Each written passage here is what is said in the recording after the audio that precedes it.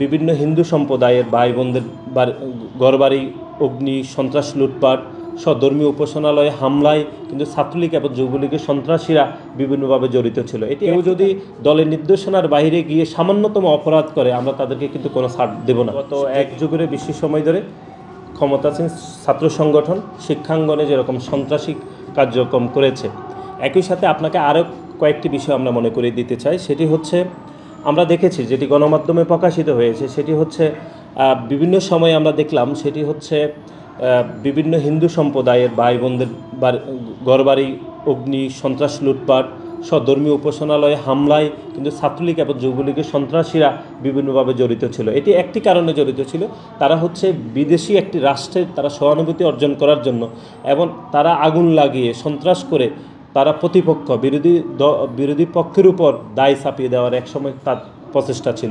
সেটি আমরা এবারও লক্ষ্য করেছি, যেটির 5 আগস্টের পরে সেটি খুবই সীমিত সংখ্যকভাবে হয়েছে, যে আমাদের ভিন্ন ধর্মাবলম্বী ভাই বোনদের বাড়িঘরে হামলা সহ কয়েকটি ঘটনা ঘটেছে।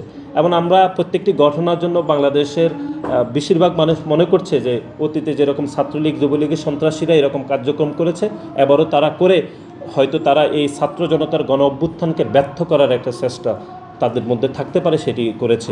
এবং বাংলাদেশ জাতীয়তাবাদী ছাত্র দলের সারা দেশের ঢাকা সহ প্রত্যেকটি নেতাকর্মী আপনারা দেখেছেন আজকে পর্যন্ত গত এক সপ্তাহেরও বেশি সময় ধরে আমরা বিভিন্ন ধর্মীয় উপাসনালয় বিশেষ করে মন্দির গির্জাগুলো পাহারা দিচ্ছে। এই জন্যই আপনি আরেকটি বিষয় যেটি আমাদের দৃষ্টি আকর্ষণ করেছেন, সেটি হচ্ছে আমাদের কিছু অতি উৎসাহী নেতাকর্মীরা দুই একটি অনাকাঙ্ক্ষিত কার্যক্রমে তারা নিজেদেরকে জড়িত করেছে এবং সেই জন্য বাংলাদেশ জাতীয়তাবাদী দলের ভারপ্রাপ্ত চেয়ারম্যান আমাদেরকে কঠিনভাবে নির্দেশনা দিয়েছেন, কারো বিরুদ্ধে এরকম অভিযোগ পেলে আমরা যেন তাদের বিরুদ্ধে শাস্তিমূলক ব্যবস্থা গ্রহণ করি এবং আমরা সেটিই করেছি।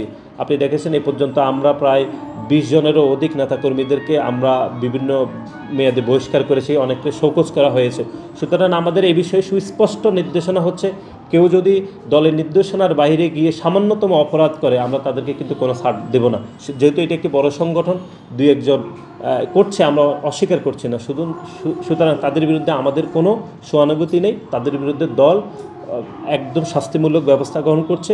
এর বাইরে কেউ যদি অতিরঞ্জিত করে তার বিরুদ্ধে আমরা আইনশৃঙ্খলা রক্ষাকারীর কাছে আমাদের দলের পক্ষ থেকে আমরা প্রস্তাব করব তাকে যেন আইনশৃঙ্খলা রক্ষাকারী গ্রেপ্তার করে বিচারের আওতায় নিয়ে আসে। এই আন্দোলনের মাধ্যমে আমরা একটি স্বপ্নের বাংলাদেশ পেয়েছি, সেই বাংলাদেশের স্বপ্নের বাংলাদেশকে নস্যাৎ করার জন্য হয়তো কিছু দুষ্কৃতিকারী এর মধ্যে ঢুকে যেতে পারে। সেজন্য আমাদের দলের পক্ষ থেকে সুস্পষ্ট নির্দেশনা হচ্ছে কোনো রকম দায় আমরা নিব না।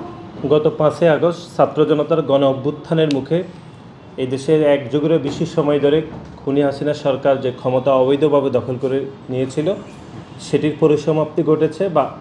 বাংলাদেশের ছাত্র জনতার গণ অভ্যুত্থানের মুখে খুনি হাসিনা দেশ থেকে পালিয়ে যেতে বাধ্য হয়েছে। আমরা যদি এটিকে ঐতিহাসিকভাবে যদি আমরা ব্যাখ্যা করি তাহলে বাংলাদেশ সৃষ্টির পূর্বে এবং বাংলাদেশ সৃষ্টির পরে যেই কয়টি ছাত্র গণ অভ্যুত্থান হয়েছে, ছাত্রদের যে কয়টি আন্দোলন হয়েছে, কোনো আন্দোলন আসলে ব্যর্থ হয়নি। তারই ধারাবাহিকতায় এবার একটি যৌক্তিক যে আন্দোলন হয়েছে সে আন্দোলন অত্যন্ত সফলভাবে শেষ হয়েছে এবং এই ছাত্র জনতার গণ অভ্যুত্থানের মাধ্যমে যে গত 1.5 যুগের বেশি সময় ধরে বাংলাদেশের ক্ষমতার মসনদে অবৈধ শেখ হাসিনা যে বসেছিলেন তার একটি পরিসমাপ্তি আমরা দেখলাম।